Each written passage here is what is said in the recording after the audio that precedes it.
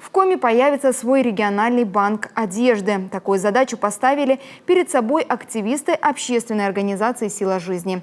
Они не только помогают всем, кто нуждается в самом минимуме вещей, к примеру, после пожара или оказавшись в трудной жизненной ситуации.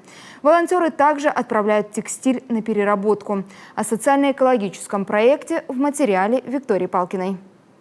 Вещи должны быть идеально чистые, так как будем передавать вещи людям. Поэтому они должны быть без дефектов, без дырочек.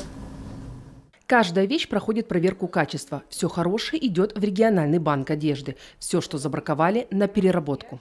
Но и здесь есть ограничения. Предприятия в Ивановской области впредь выставляют жесткие требования к такому вторсырью. Это ХБ, трикотаж, джинса, постельное белье и махра. Вещи без подклада. Синтетика не принимается. На этом складе сыктывкарские активисты и собирают весь текстиль на переработку. Предприятия, которые этим занимаются, заинтересованы в больших объемах, поэтому отправляют машины в регионы, чтобы не было у волонтеров логистических проблем. Это помещение опустошают примерно раз в квартал. Накопить здесь получается около 3 тонн текстиля.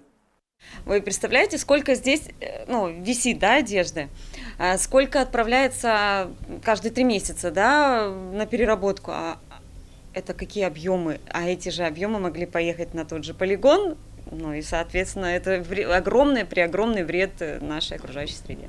Волонтеры установили специальные контейнеры для приема вещей. Тревожит активистов только одно. Многие сыктывкарцы воспринимают их как мусорные баки, а потому туда часто попадает все то, что просто завалялось дома. Общественники очень надеются, что горожане все же ответственнее будут подходить к вопросам утилизации ненужной одежды. Виктория Палкина, Вадим Каблов, телеканал Юрган.